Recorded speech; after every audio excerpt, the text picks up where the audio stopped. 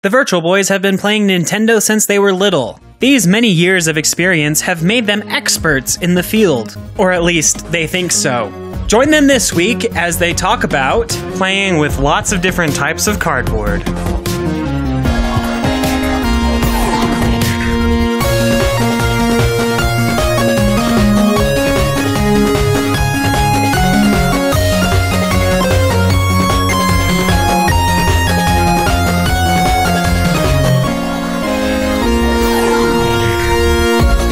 You're listening to the Virtual Boys Podcast, a Nintendo podcast about Nintendo things by Nintensity.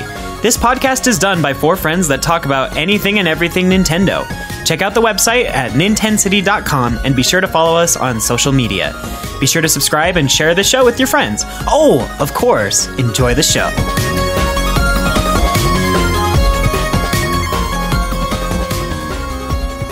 Hello, everyone, and welcome to the Virtual Boys Podcast, a Nintendo podcast about Nintendo things. This is episode 83.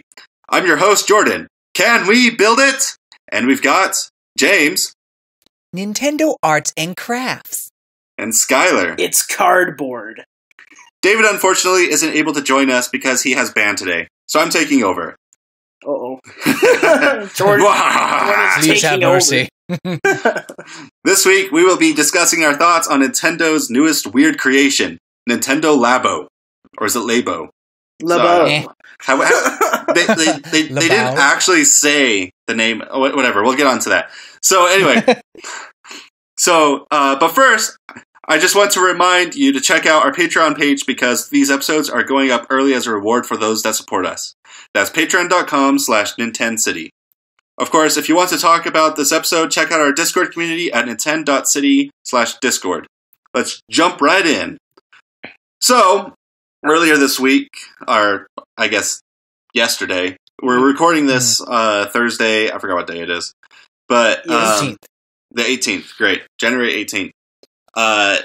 Yesterday, Nintendo unveiled Nintendo Labo, which I'm sure most of you are aware of by now. And it's very interesting.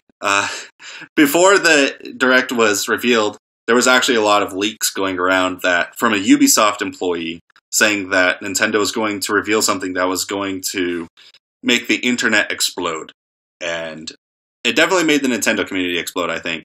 So what Nintendo Labo is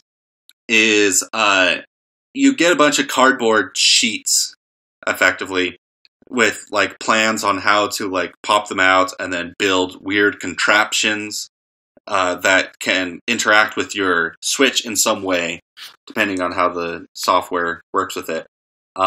It's intended for kids and is very interesting. I don't know. What are your thoughts? Just build your own peripheral simulator, right? That's basically just what it is. I think kids will get a lot of enjoyment out of it. I probably won't purchase it just because I don't like having cardboard or extraneous things laying about my house or my room. I already have enough crap as is, but it does look interesting. The game's very interactive from what I've seen. Probably more fun than 1-2 Switch. So I kind of want to go over quickly, just in case someone hasn't actually seen it, the different kinds of stuff that you can make with this. Okay. The big one, of course, is the robot. Basically, you put on this backpack with strings that you can like punch around, and it'll like use motion detective stuff in your Joy-Cons to figure out how you're punching. Or you got RC cars. So you mean Project Giant Robot, right? Yeah, basically that. You got RC cars, which is interesting. Do they run off the Switch battery? I don't know. It'll be interesting to see how it all works out. Maybe run off the Joy-Con battery. Or yeah, the Joy-Con battery. And then you've got like little motorcycle things that can use the Switch, Joy-Cons. A weird house cardboard cutout that I have no idea what it's used for. It's a house. It's so stuff like that. And then there's like a stick figure guy that falls over. That's all. That one was like, I think the guy just gave up. He's like, man, this Joy-Con's vibrating too hard on my back. Boop. Anyway, so there's a bunch of different creations to make. Sorry to interject. You can carry on with your thoughts, James. Oh, yeah. Oh, no, that's fine. I think one that I wanted to mention was the piano one. Maybe you mentioned that one, but I forgot that one. Yeah, that one just looks really cool. I mean, it's not a whole lot of keyboards, but still, I think a lot of people are gonna get entertainment at that, and there's be some cool applications, I think. I think it's super funny. It's like, here's one octave to work with. Have fun. Yeah. I mean, it's basically like a toy piano. It really is. Yeah. I mean, obviously only one octave, but I don't know. It like I said, it'd be interesting. Maybe you can change the octaves like with one of the Joy-Con. I'm not even sure how the musical notes work. Obviously, it's using part of the Joy-Con sensor, as all these are, and which is pretty amazing if you think about it. But anyway, so maybe there's like a way you twist one of the Joy-Con and it raises or lowers the octave, and so you have one hand playing the key notes, the other hand changing the octave. I don't know, like I'd really hope they do have an octave switch change. That's pretty standard for like one octave instruments by this point. Like even GarageBand and Pro Tools, if you just use the keypad, they have an octave switch button on the top. They'll let you jump between octaves. So wow, I would hope. It wouldn't be surprising for this then. No, but I would hope so. Talking about Labo itself, I think it definitely was not what I was expecting. I mean, obviously I wasn't expecting like Smash or Pikmin or something like that, you know? They definitely said, look, this is for kids and for, kids in heart. And I don't know why it didn't like come to mind, but for some reason toys were coming to my mind. So I thought maybe, or one of my thoughts was maybe it would be like an amiibo type of thing. But I think this appeals to an even wider audience. It kind of grabs those who just like to build or mess around with arts and crafts, and it's probably a part of kids who don't usually play video games. And I think that's what they're trying to grab here. And I applaud them for that.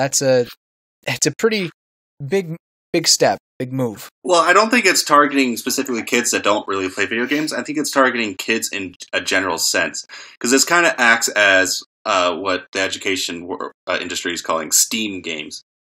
Science, technology, engineering, something, maths. I don't know what the A stands for. Art, yeah. Maybe art. And those are actually pretty popular, I've heard, at the moment. Oh, really? Because it incentivizes like wonder in children to create. And so parents and teachers, this is something that they would actually kind of eat up, just because from an engineering standpoint, this is much more interesting, I think, for like developing wonder than say Legos, actually, because you're actually creating things that do things as opposed to just like making structures. I guess there are Lego sets that do things too, but they're usually a lot more expensive. But to just be able to take like so much as a basic resource such as cardboard that you could get anywhere, and then you watch it transform from this sheet of basic normal resource to something that is like an RC car, I think will generate a lot more interest from kids in the engineering fields than say Legos or what we kind of grew up with. It's actually, I think, a pretty interesting idea. Yeah, I'd probably be into it if I was a kid. I like Legos as a young, Legos are expensive too. Especially if you want to get the high-end stuff. I think the cheapest Lego I saw was either it was probably like a $10 mini kit, I think. But I love Legos, but I tended not to buy them because they were just so expensive. I ended up buying Bionicle because they were cheap, but still pretty cool looking. And, I still got the creativity to put it together. I was a huge fan of Bionicle as well. Yeah, I love Bionicle.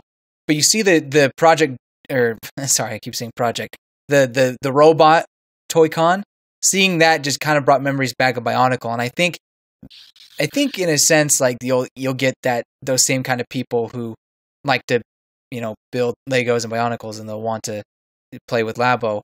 But I like what you're saying though with the engineering thing. Like I think if this does succeed, I think we will see maybe teachers using these in their classes, or maybe in some sort, I don't know, in some sort of way that they'll be implemented into the educational system, maybe.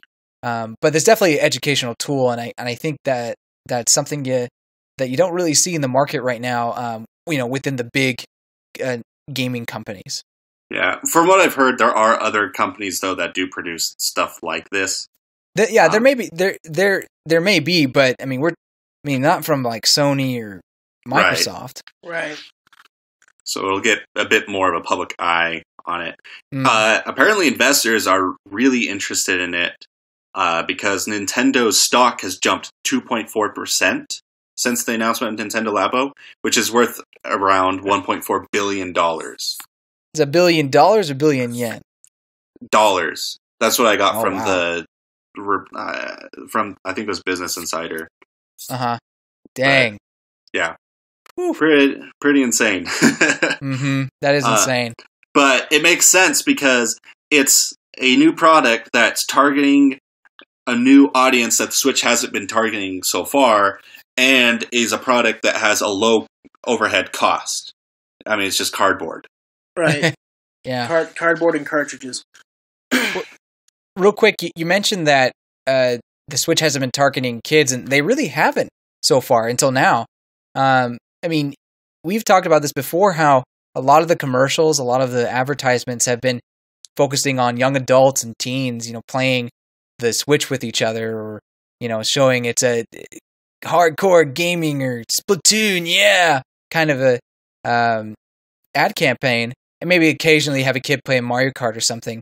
But no, this one is solely meant for children, or at least geared towards them. So it's interesting to see Nintendo, like, we understand that different things work for different demographics, and so we want to appeal to them more. And I'm sure they tried that in the past, but you could just really see it now. Yeah, I think one of the big mistakes of last generation of gaming is that there weren't really that many games that targeted children, which is one of the reasons why now we're kind of having a top-heavy demographic for gamers, where they're all in our age group, whereas everyone that's younger than us is kind of just on iPads and mobile devices, because kids were kind of just pushed to the wayside in the late 2000s, or, well, like 2010, or I don't know, early 2010s, late 2000s. How do you describe that I don't decade? know. We're still figuring it out.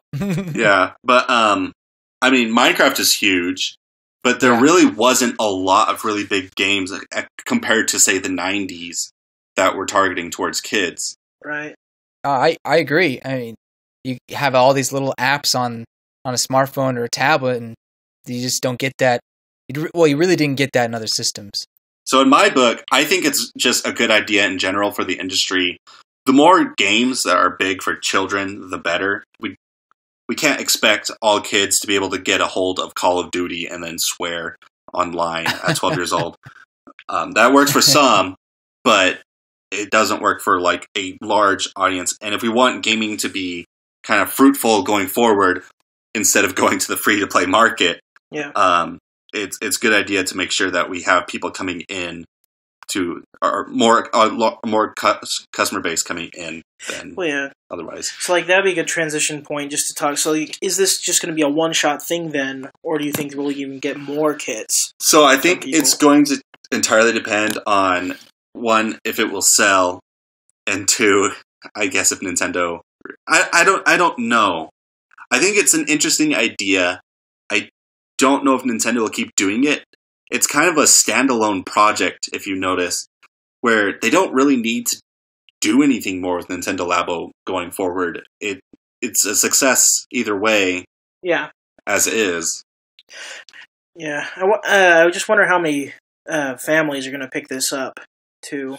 Especially if they want the whole experience of Labo, it's $150. Well, right. Well, and on top of that, you have to pay for the Switch and the Joy-Cons. Well, it's actually pretty pricey, but it's ever since it was announced, it's been at the top of the Amazon sales list. So it is doing fairly well. People have been pre-ordering it crazy, and it was good enough to jump the Nintendo stock up. Yeah. I don't think True. I don't think anyone needs to really be worried that Nintendo's going to have their lunch or lose their lunch over this. It's a small thing that might make them a bunch of revenue and bring in a larger audience base right before Kirby and Yoshi come out. Yeah. It's like the Pokemon. The opposite of the U-Draw tablet then. So this will hopefully... So that's the other thing, right? This will hopefully draw children in right before the three big kid-focused games that are also allegedly coming out this year: Kirby, Yoshi, and Pokemon. Yeah, that's a good point. It's a good idea.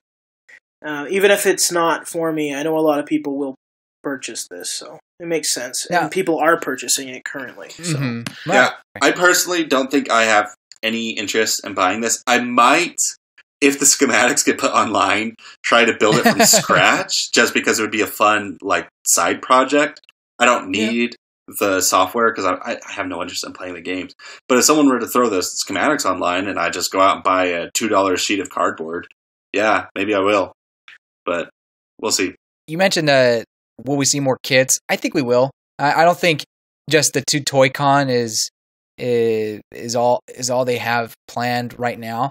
But beyond that, it all depends on the success. So will it be a one-shot thing? So it is really hard to predict or to know what kids will latch onto. I think. I mean, for example, who would have thought fidget spinners would have blown up like they did? Obviously, they're not popular anymore, but when they were, it just kind of happened overnight. Well, the guy who made fidget spinners didn't even think it'd be popular because he didn't put a patent on it. There you go. I mean, that's why they were just everywhere.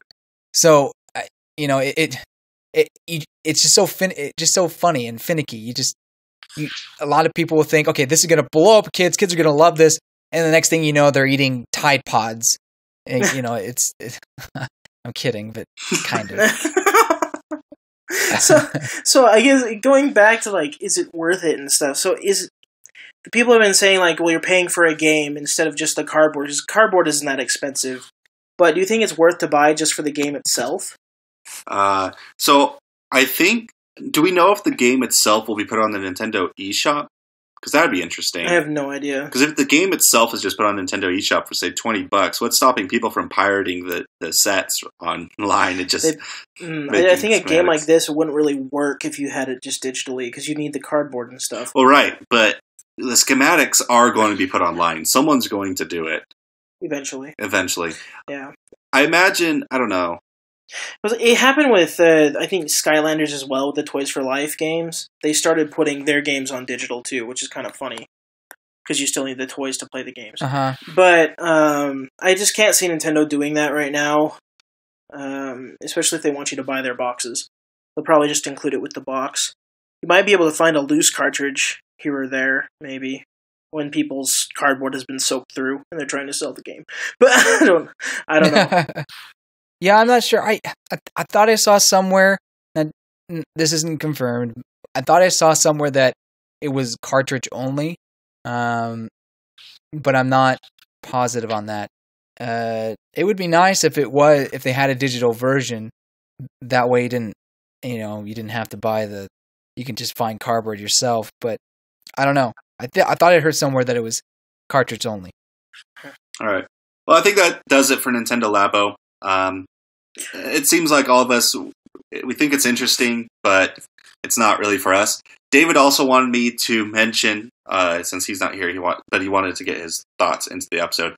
He wanted to mention that he thinks that it is great for kids. It will probably be a pretty hot item for that age group. Also, that he firmly believes that Nintendo isn't marketing towards our age group, but rather kids and parents with kids. So he kind of is online with what we're thinking. Yeah, I think so. I hope the kids take to it. You just never know.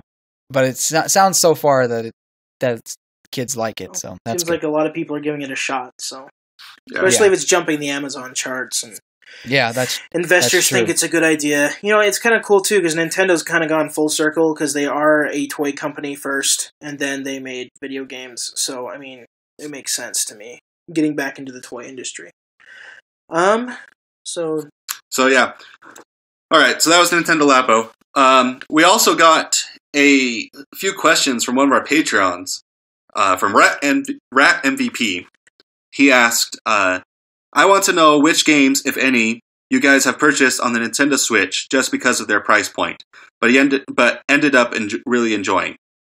He also says that I have a tendency to purchase many of the $15 or below games if their eShop description looks remotely interesting. Sometimes I find some really cool games that I enjoy playing, and other times I play the game for 20 minutes before abandoning it. Some notable examples of positive experiences include Quest of Dungeons, Cat Quest, Stick It to the Man, and Pan Pan. Some notable examples of the bad investments also include Astro Bears, 36 Fragments, and the Sparkle Evo. This weekend I plan on trying Kid Trip, Tennis in the Face, and Opus, and will keep you posted on my impressions. Well, Can't wait to hear them. For this question, there are a couple games I purchased that I have actually really enjoyed, and they're like $10 or less right now. One of them I purchased was Blaster Master Zero.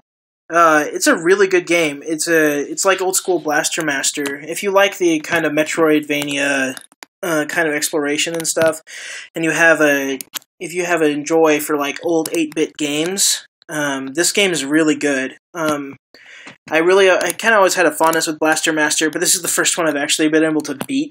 Since all the other ones were on like really old school Nintendo consoles, and you have to know passwords and do everything in one playthrough and stuff. But I really enjoyed it. Not to mention, for a time period, they did hand out the DLC for free. If you had purchased the game, I don't think it is anymore though. Like you got to play Shantae and Shovel Knight and stuff for free in this game as well, which was a lot of fun. And the other one I purchased was Blaster, or is it Mighty Gunvolt, whatever the one is. On the Switch, that one was on sale this past week for like $7. It's basically like a cheap version of a Mega Man clone, but it's like Mighty Number 9 done right though. It has all the Mighty Number 9 bosses, and you can play as the Mighty Number 9 robot, Beck, but, I mean, it's way better than Mighty Number 9. Mighty Number 9 wishes it was like half this game. But those are a couple of games I found for less than $10 that I've really personally enjoyed. I don't know, how about you guys? So, I don't normally buy things just based off their price. The only one that kind of comes close to this, although I heard it on Twitter, just people talking about it, and I was more interested in it because it was a Zelda clone rather than its price, but I don't think I would pick it up if it weren't for the price. But it was Blossom Tales, which is, I think, $15, and I happen to have a $15 gift card or whatever, so I was like, yeah, sure, I'll pick it up. And it's pretty fun so far. If you like A Link to the Past, it's basically a lesser Link to the Past. Like, it's not Zelda quality, but it is really enjoyable still. And since we don't see a lot of Zelda-style games much anymore, it kind of like fills a hole that feels missing. Empty inside. I've been thinking about purchasing that one. My problem is I think about purchasing things, but then I never go about doing it because it's like, I'll just play Breath of the Wild. I'll just play Xenoblade. Or, there's always like a game that I have in my backlog or a game I want to replay. And that's my problem with indie games. I've always just kind of been apprehensive buying them, not because I think they'll be bad, but just because I can play other things. But with the Switch, it's been a lot easier to pick up these indie games and play them on the go, where I have more time. Because that's been a really benefit to that. But as far as games recently, I don't really have any, but I have been thinking of picking up Gunvolt and Blossom Tales. Both of those are on my radar, so gonna maybe try them out sometime. Yeah, he does mention in his question saying that he played some games for like 20 minutes before abandoning it, and it makes me kind of wish that Nintendo had a feature similar to Steam, where if you played a game for less than 2 hours, you could be able to refund it, just so that you could be a bit more willing to try new things. Yeah, with these. Yeah, like that would be good. Although I don't see I don't think that companies would get as much revenue as they do on the Switch, as has been reported, if that were to be the case. Yeah, but it's better to not burn the customer on this sort of thing so that they can keep buying games going forward. Yeah, I think it's interesting to just from the thought, like, why would you even have a demo by that point? If you can just buy the game and see if you want to keep it. Well, do they even have demos? Yes, I do. Do they? Several They have games. some demos. I tried Mighty Gun Volt Burst before I bought it. Well, but so we're talking about the good stuff. Like, what about like the really bad games that are on there just to prey on ignorant customers who don't really know what's going on? There's a few of them on the Switch network right now. Yeah, I guess that's true too. It's also it would be up to the developer whether or not they do put out a demo. Right. And you can't blame Nintendo for that either. So, but that's why, like, having a refund service could really clean up a bunch of the riffraff, I feel. Yeah. And discourage people from throwing up trash on the eShop. This is like regurgitate some nasty filth onto the eShop. Because I've seen some really nasty things getting put on there where they're basically not games. They're just there to... Really? Yeah, they'll be worth like $2 or whatever. Yeah. And it's just garbage thrown on to the screen. Reminds me of Splody Bomb on the. What are you talking about? That's a classic. I paid a penny for it. I want my penny back. So bad. It's so bad. That's like, top 20 games ever for a penny. Spelling's bad. The art was done in MS Paint. There's like barely any animation. I think there was like 3 lines of code written for the game. I think it was like a high school project. No, I'm sorry. Actually, it might have been. I don't deny that, and they shouldn't probably deny that. But anyway. So that brings me to his next question. Are there too many games coming to the Switch? The reason the question came to mind is because I am noticing a significant increase in eShop games at this particular price point mentioned above. Since the release of Mario Odyssey, there have been 56 games released at $15 below. This question was asked a while ago, so that number might be a lot more. And then he continues to say, and 20 additional games due to be released before the end of the year. There is no way that these games will see the same success that Kamiko saw, an early Switch title that a lot of people purchased due to the limited Switch library. Yeah, I did buy Kamiko. It was pretty good, actually. I enjoyed that one. So, yeah, I do think that the Switch is having a huge injection of games coming into it just because a lot of indie developers have been pretty successful on the platform so far, which kind of begs to question why Nintendo hasn't updated the UI on the eShop to be up to the date of 2010. Yeah. It's hard to search for games unless you really want to look for them. You have to type it in, or you have to go down. They need games. They need a recommended page. They need a way for people to rate games. They need a way. Mostly those two. I think they're going to do that eventually because the Wii U eShop and the 3DS eShop both have a recommended for you page, and they both have a stars ratings page. Yeah, for all of the games. So have the eShop see, you download these kind of games. Other people download these kind of games like you, plus this. So maybe this should be something that you might be interested in. Yeah, and then have a rating system so that the riffraff doesn't exist. Come to the top, basically. Come to the top, yeah. Right? Mm-hmm. And it's also kind of discouraging that some really good games on the Switch library just kind of get buried with the amount of games getting pushed out. And I would like to see them stay on the top of the page. I was talking to Skylar, and Fury came out last week. Yeah. Just last week. It's not on any of the main pages anymore. Yeah. I had to go and look and type it in, which is basically it's suicide to a game at that point if people have to type in the name of the game to search for it. Well, yeah, I mean, it's the same thing with Blaster Master Zero. That came out 2 weeks after the Switch launched. And if you want to search for that game, it's all the way at the bottom, or you have to type it in. That's basically what it comes down to. So, I get you there. It would be nice just to see some of these games resurface occasionally. Especially the sales and recommended page. Have a tab where it's promoted games or something.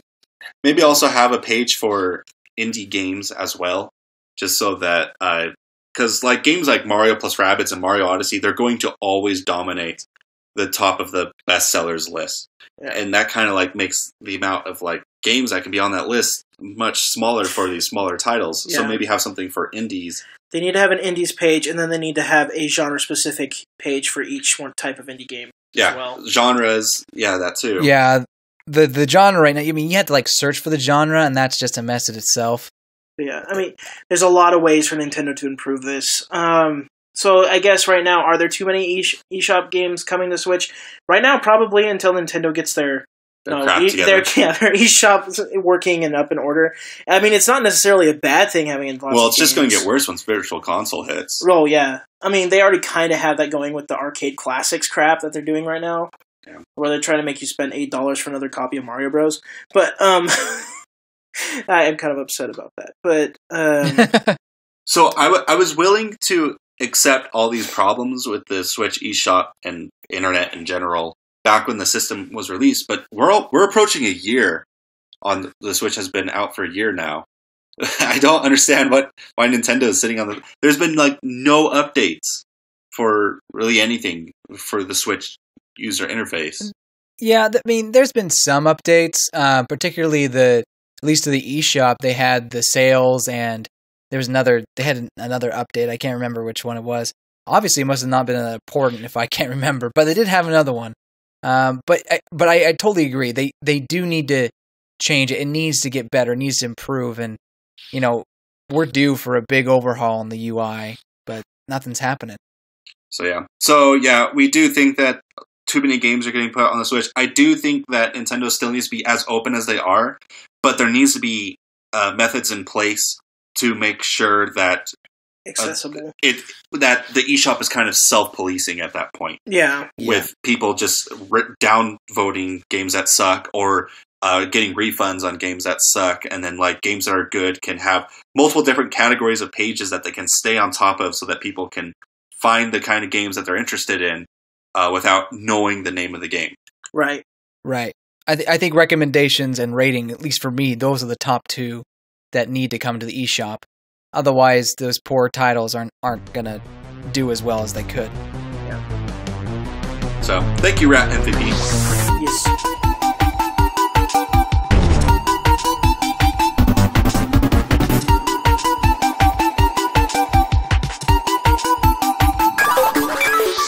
Hey everybody, it's your friend David. I'm just hopping in the middle of the episode as I'm editing this all together.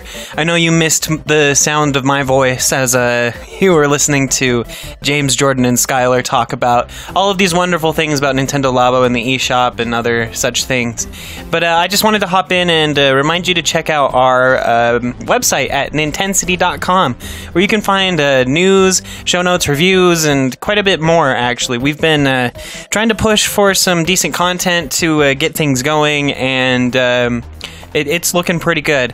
If you want to help write for the website, if you want to publish some news articles once every couple of days or every day, or want to write reviews, come on over to our Discord server and shoot us a message, or you can just send us an email at contact@nintensity.com.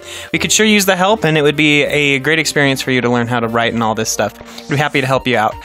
Would also like to thank you for listening to the podcast. I know we mention this a lot, but you guys are what keep us doing this type of stuff. And we're now, 83 episodes in, so we've come quite a long way. If you want to help support the podcast and the website, head to patreon.com/Nintensity. That's the easiest way to help us out, just by pledging a certain amount each month. You don't have to commit to a certain number of months in order to be considered one of our patrons. You just have to pledge and give us some support. Anything that you can send our way would be greatly appreciated and help keep the show alive and help us push forward. Be sure to check out our social media channels, Facebook, Twitter. All of those are at Nintensity. We post all of our news and stuff there. We've been trying to be more interactive on our Twitter, so that's great. And fun, I guess. That sentence didn't make a whole lot of sense, but I'm going to go with it. Anyway, thanks so much for listening to this episode again. Please be sure to share it with your friends. That's one of the easiest ways to help us grow. And I'll let you get back to listening to Jordan, Skylar, and James talk about the games that they have been playing this week. Thanks so much.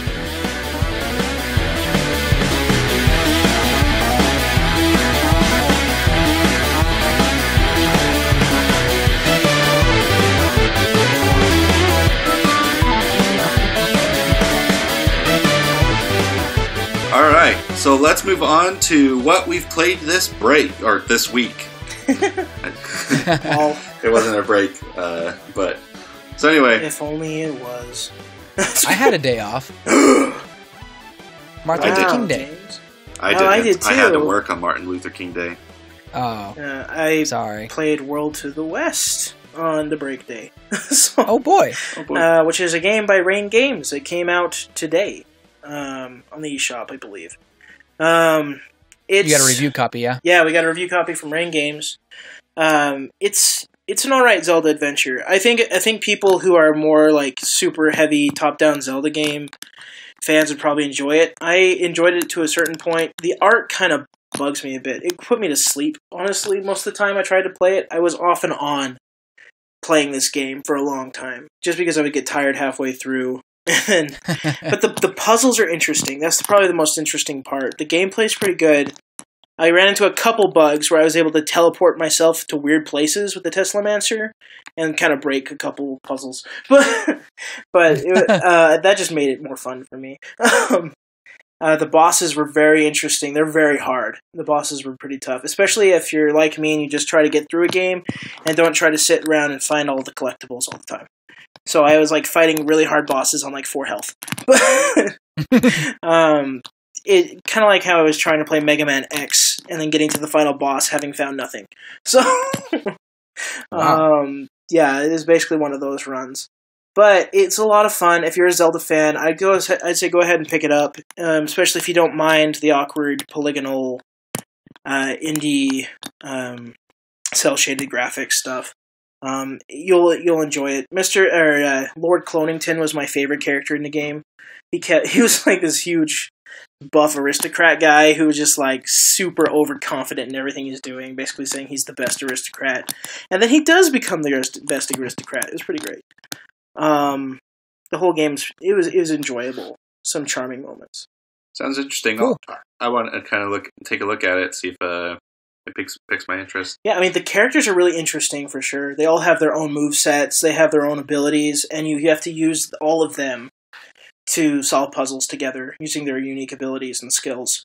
Yeah, I read your review and it sounded like that switching through the characters is pretty annoying. It is annoying because you have to do it at totems. When you get to a Okay. totem, you can only get to that totem with one character at a time. Meaning when one character gets to the totem, not all of your characters can go to that totem. You'll have to move them to that totem one by one. So totems are specific spots on the map or whatever? And Yeah, they're like checkpoints in Okay. Mario, essentially. I think a lot of the issues in the game could have been done away with, where if you could just swap characters using like left and right buttons at any time to solve puzzles. But then again, it'd probably ruin a couple of the puzzles, which is probably why they didn't do it. But I would say if you had that system in place and then build puzzles around that system, it would probably have been a lot more enjoyable than going through each area with all of the characters all the time individually. Not a fan. Basically, they shouldn't have done the Donkey Kong 64 thing. Yeah, they shouldn't have been Donkey Kong 64. They should have done, just swappable characters like Lego Star Wars, I guess. It's still an enjoyable game, still above average. I think I gave it like a 6.3 or something. A lot of other reviewers giving it around 7s, I think. So it's not a bad game for sure. Go ahead and pick it up if you like Zelda games and if you want a bit of adventure, a top-down adventure. Story's pretty good. Cool. Yeah. I guess I've been also playing a lot of Persona 5. Never seen it coming. But it's really When good. did you get a PlayStation 4? My roommate's got the PS4, and he had Persona 5, and I was like, oh, I want to play Persona Also has 5. an Xbox One, so that was quite the eventful winter break for him. Yeah, I played through Halo 5. Cortana not only runs our computers, but she now dominates all other AIs, so be careful. Wait, you played Halo 5? Yeah, I played through Halo 5. Oh, I missed that. So... Just saying, be careful what you tell Siri, and be careful what you tell Cortana, because they're coming to kill us. They're coming to kill us all. Also, Oh, boy. extra thick Cortana is not exactly my favorite Cortana, so that's kind of weird. Wait, Halo- extra thick? Dude, she's so fat. I'm just kidding. She's not. She's like moderately fat, but they made her fatter. Is basically what I'm trying to say. Maybe that's why she's angsty against the world. Maybe that's why she wants to control all devices now. She just needs a Snickers. Satiate her hunger. Seriously, though, Halo 5, not the best Halo by a long shot. But Persona 5? But Persona 5, on the other hand, is amazing. In some ways, I'm enjoying it more than Xenoblade 2. So Nice. Every time I think of Persona 5, I just like break out in song in my head. Yeah. I think of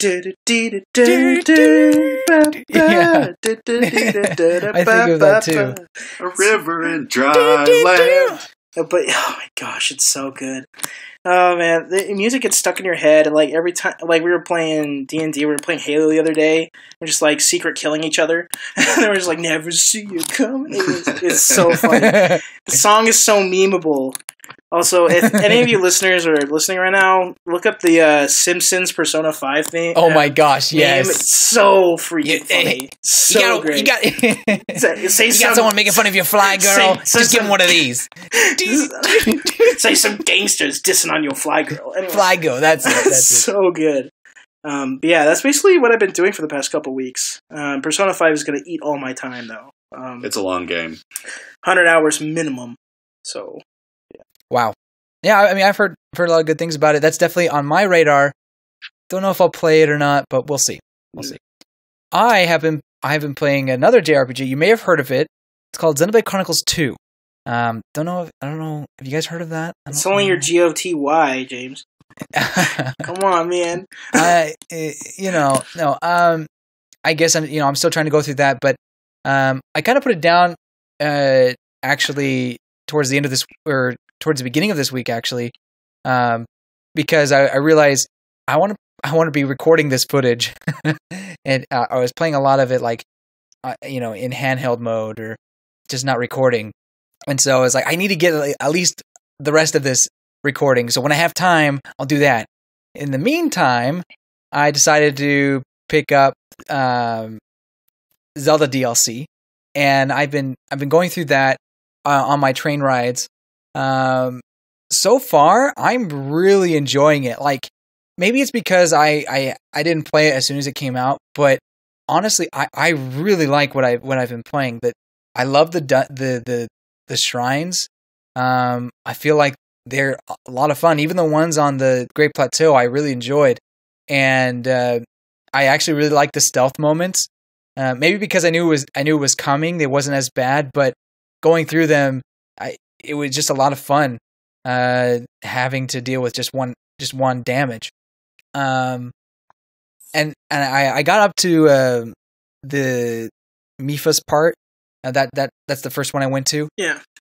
So I finished her part, and all that I really liked. I thought the puzzles were good. There was some challenging stuff.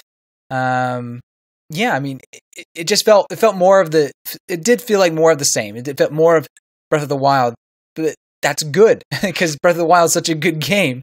At least for me, and even the story elements of it with Cass and his playing of the songs, and then the little cutscene they had, and even how they kind of tie it all together, and with the sages telling you where to go next, and how they weave their story. It did feel like a story DLC. At least for Zelda, at least for this Breath of the Wild, Yeah. Maybe if it was a different Zelda game, you'd have a lot more story. But this one, that's as much story as you are gonna get. Derek's story pissed me off. I know, I gotta get there first. I gotta get there. Okay, when you watch it, you'll understand why. I didn't like okay. But yeah, Mipha's was cute.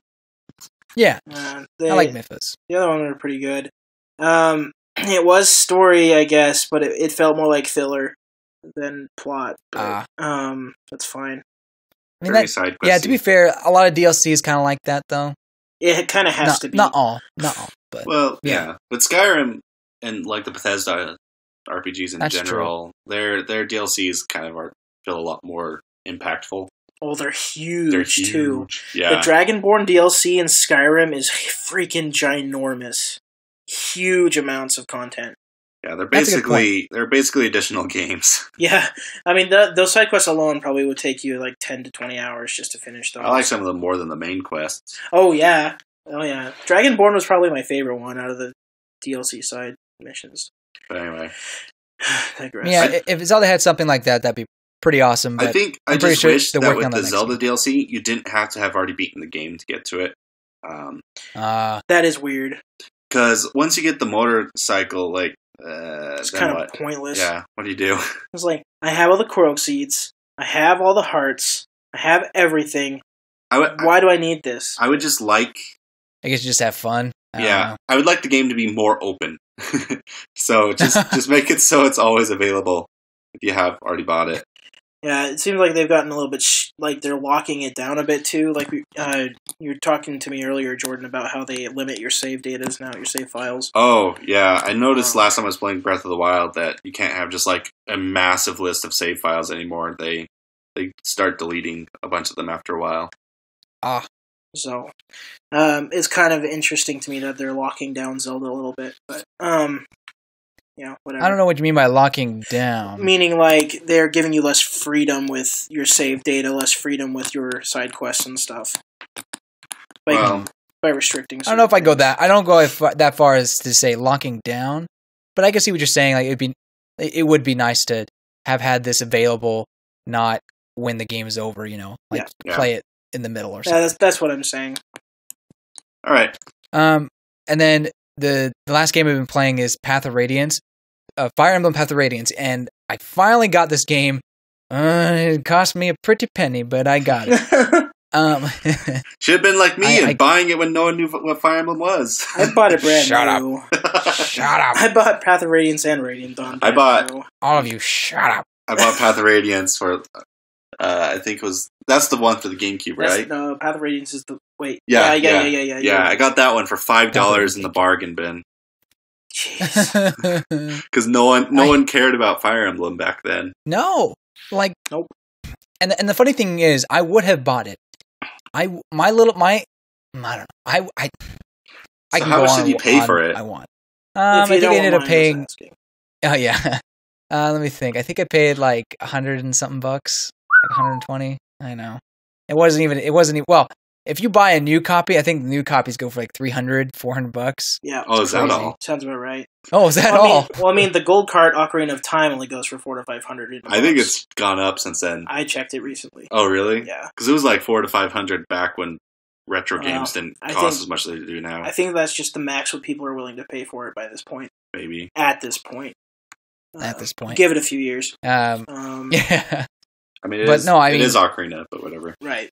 It came with the case, the original case, and the manual, and the game plays fine. So, at least I have that.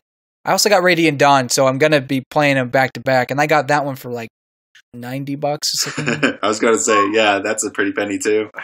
Yeah, I know. Expensive games. I remember when Radiant Dawn came out, and everyone thought Fire Emblem was going to die because it didn't do well. I bought it.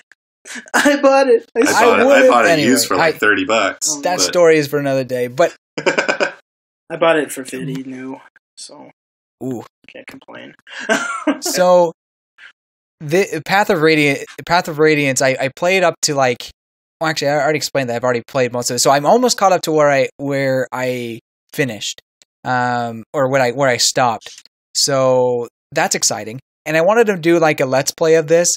But for some reason, my capture card is being stupid and won't connect to my Wii for some reason, even though I have the correct component cables and everything. Maybe something wrong with the jack for that part. Super weird. I know, it's really frustrating. But if I ever get that figured out, I'll do a Let's Play, and it'd probably be at the ending chapters. Like, well, here we are. Spoiler alert! Spoiler alert! So, but maybe I'll start with Path of Radiance and then just be like, if you haven't played, or not Path of Radiance, Radiant Dawn, and then I'll be like, if you haven't played Path of Radiance, sucks for you. Here we go. Both play Path of Radiance, so this game makes sense. Yeah, really though, like, and that's why I wanted to get this game, because you can't really just play Radiant Dawn. You can, but you kind of just miss out on it. But I guess you can always go back and say, hey, look, the prequel. Yeah. But no, I really, really enjoy what I'm playing so far. I can see why this is a lot of people's favorite Fire Emblem. It's mine. It hasn't aged perfectly though, and like most games don't. It definitely needs a remake. I think having the Echoes treatment would do wonders for this game. and it's still fantastic. It's still a lot of fun to play. But if you improving the animations, improving the graphics themselves, voice acting would be nice. Skipping the opponent's turn would be great. Skipping the opponent's turn, or at least speeding them up, or something. Yeah. There's just a lot of things that we've had in recent Fire Emblem games that would do wonders for this one. But the story is really engaging, and I just love these characters.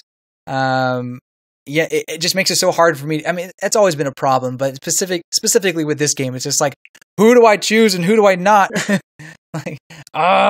Wrist, I'm sorry, get out of here. Yeah, that's what I did. I look up online and it's like, if you can't like get Wrist like leveled up or whatever, you're playing it wrong. And I was like, no, my Wrist is stuck at level 5. I don't know what's wrong. And it's like I haven't used him at all. Oh wait, I haven't. It doesn't help either that you need Mist. Right, you need Mist. You need Mist.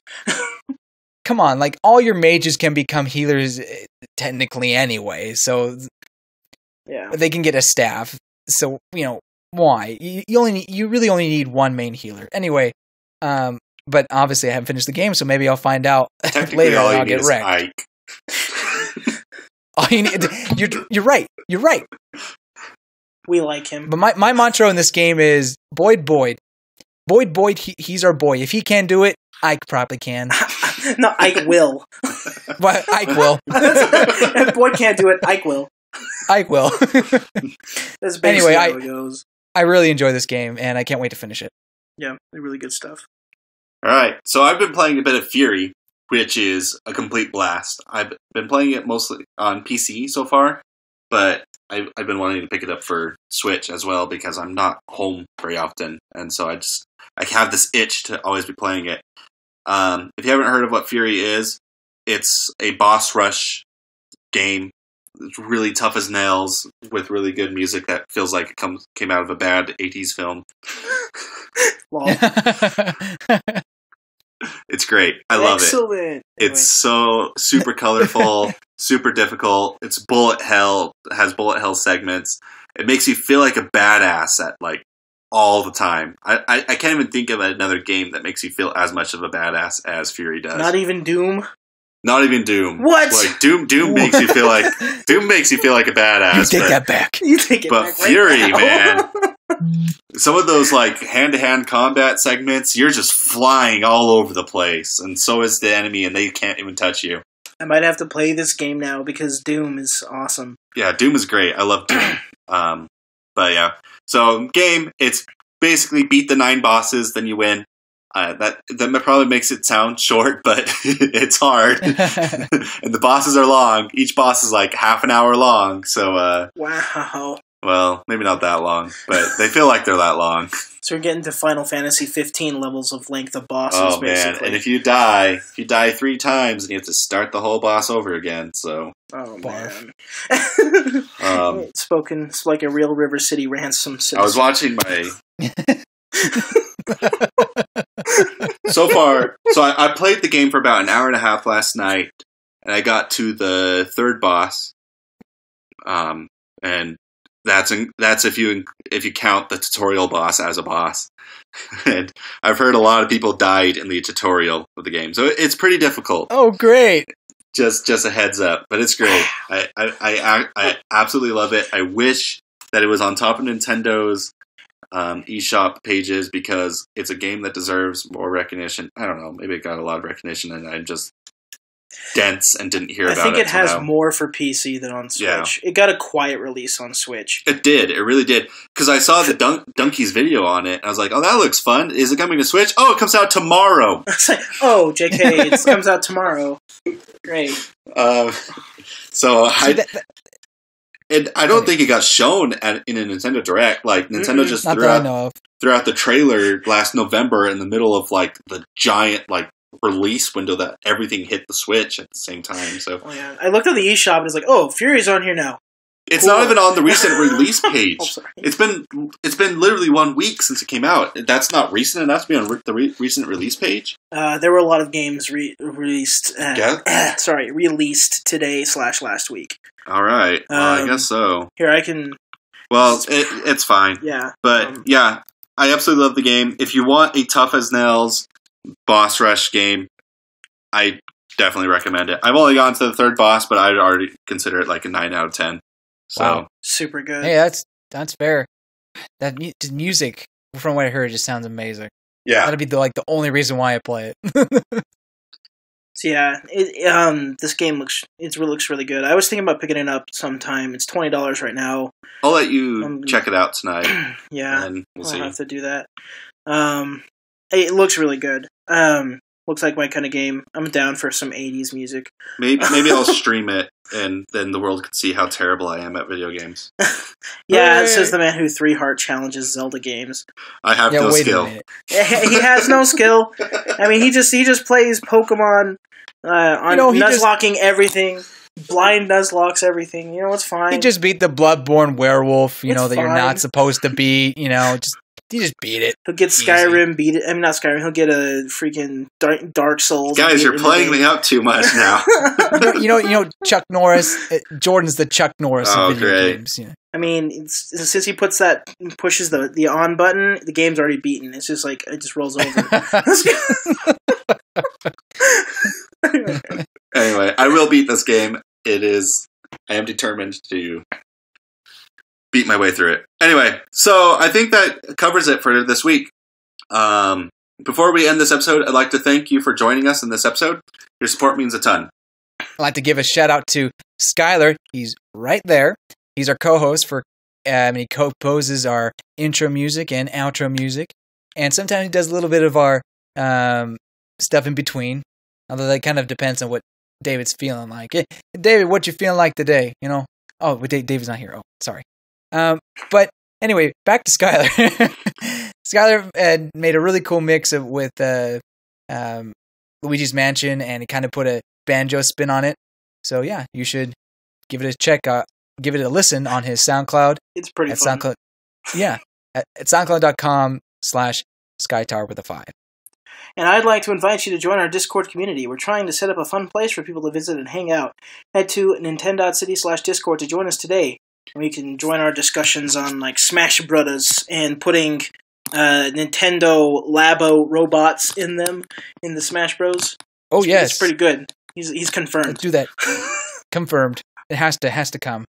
Oh no. You are the robot. Wii Fit Trainer, Nintendo Labo robots not far off. So That'd actually be kind of cool. We get another tank or something like that. Anyway, sorry. Landmaster. So, I'd like to shout out to our patrons, Chris, Chase, and Ratmvp. Your support means a ton. If you want to join them, go to patreon.com/NintenCity. Remember, the episodes go up early as a reward for those that support us. So, thanks for tuning in to the Virtual Boys podcast this week. Don't forget to subscribe and rate us on iTunes. We'd also remind you to check out our website at nintendcity.com, where you can find news, show notes, and more.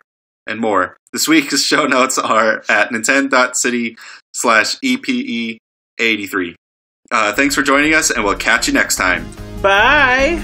Goodbye, you good people.